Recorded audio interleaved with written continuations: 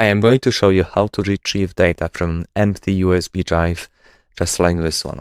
This method will also work from an SD card or a hard drive. I'm going to use Recovery Fox AI, which uses AI to basically identify every lost piece of data and then put it all together so you can retrieve the files. This is the interface of Recovery Fox AI, and I'm going to select the disk, so which is going to be disk E.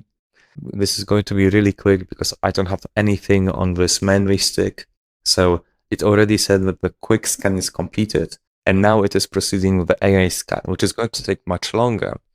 But this is the very powerful scan that is actually going to deeply analyze all the information on the memory drive and restore it. Even if anything is partially overwritten, it may still be able to recover this data. But for us right now, quick scan should be absolutely enough because I deleted these files from my memory drive fairly recently.